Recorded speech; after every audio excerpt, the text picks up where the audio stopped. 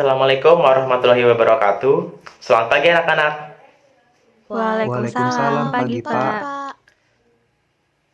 Bagaimana kabar kalian hari ini? Sehat? Sehat. Alhamdulillah pada sehat ya. Semoga kalian tetap sehat selalu agar dapat mengikuti pelajaran Bahasa Indonesia setiap pekannya. Baik, sebelum kita memulai pelajaran, alangkah baiknya untuk berdoa terlebih dahulu. Boleh ketua kelas untuk memimpin doa? Ya, terima kasih ketua kelas. Selanjutnya, Bapak akan mengecek kehadiran kalian. Hari ini ada yang tidak hadir? Hadir semua, Pak. Hadir semua ya? Boleh tepuk tangan untuk kalian. Baik, ada yang masih ingat? Minggu lalu kita belajar tentang apa? Teks biografi. Ya, teks biografi.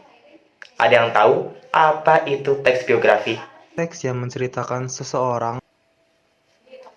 Benar sekali, teks biografi adalah teks yang mengisahkan perjalanan hidup seseorang. Teks ini ditulis oleh orang lain yang mempelajari perjalanan hidup seseorang.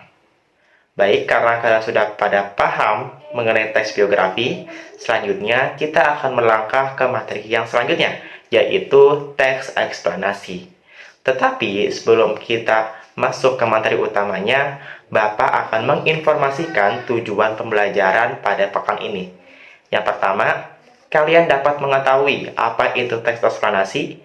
Yang kedua, kalian dapat menganalisis struktur dari teks eksplanasi. Yang ketiga, kalian dapat mengetahui dan menganalisis kaidah kebahasaan dari teks eksplanasi. Yang keempat, kalian dapat membuat teks eksplanasi secara tepat. Yang kelima, kalian dapat mempresentasikan hasil teks eksplanasi kalian di depan kelas. Baik, selanjutnya kita masuk ke materinya.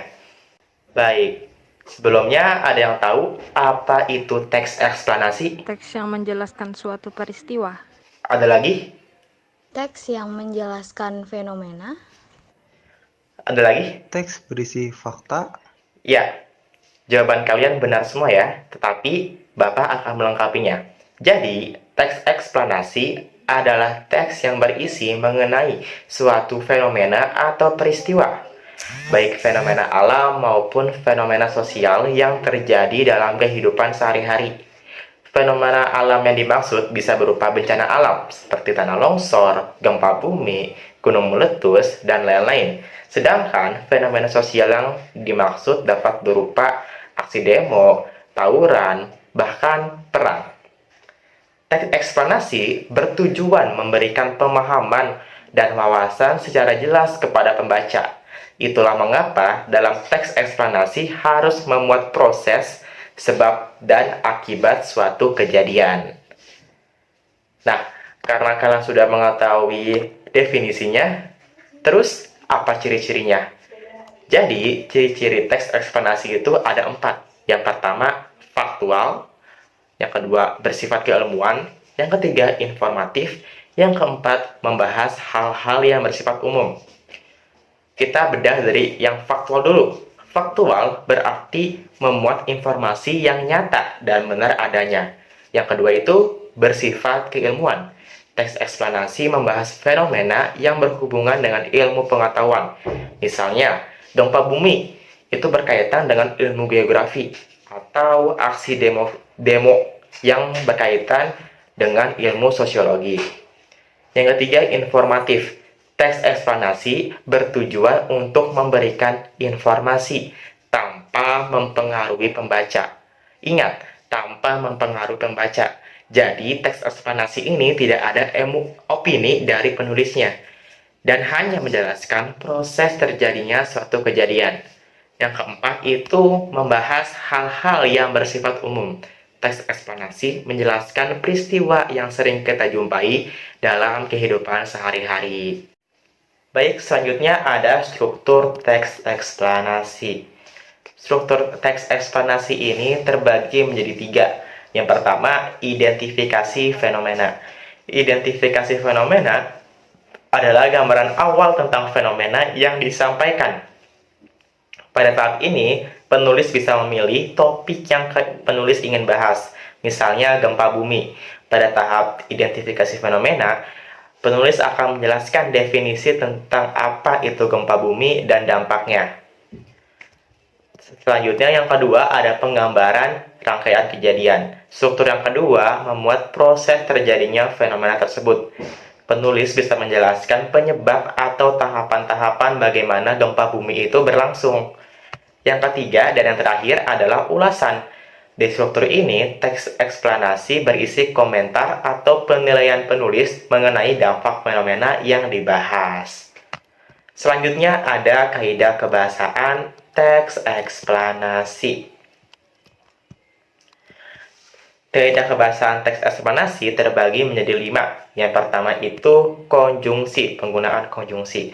Konjungsi adalah kata tugas yang berfungsi untuk menghubungkan kata demi kata, frasa demi frasa, kalimat demi kalimat, atau paragraf demi paragraf.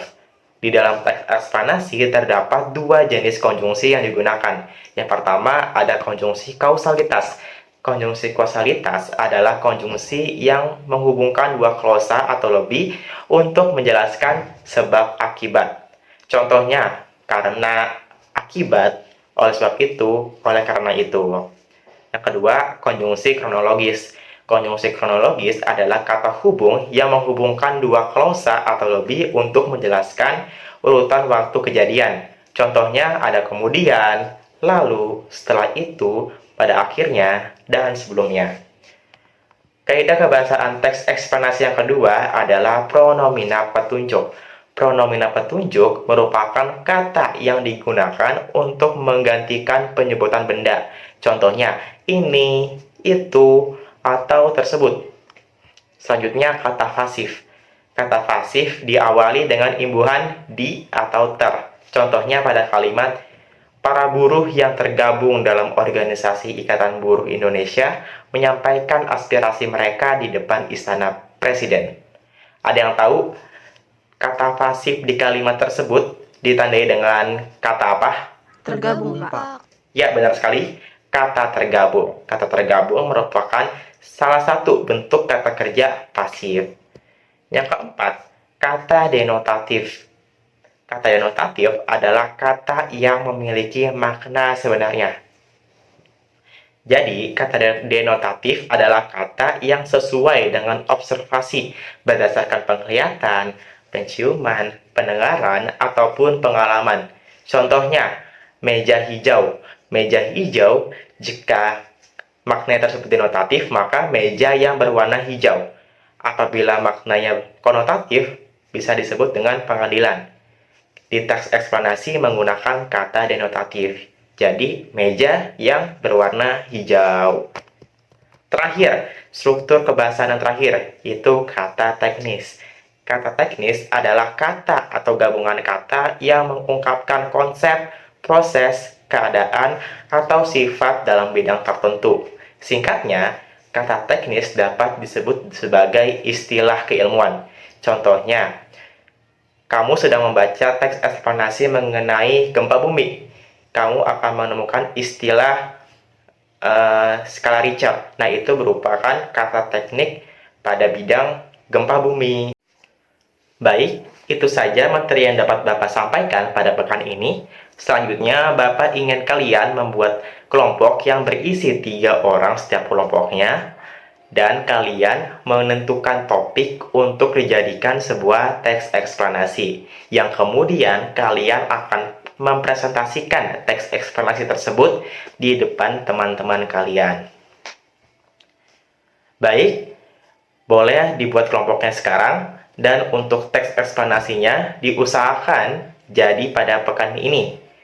Bapak akan menunggu selama 1 jam pelajaran agar kalian membuat teks eksplanasi sesuai topik yang sudah kalian tentukan masing-masing. Selamat bekerja! Baik, karena waktu pembelajaran Bahasa Indonesia telah habis, maka Bapak cukupkan sampai di sini. Jangan lupa untuk presentasi teks eksplanasi kelompok kalian di pekan depan ya. Tetap semangat belajar dan tetap jaga kesehatan. Wassalamualaikum warahmatullahi wabarakatuh. Terima kasih.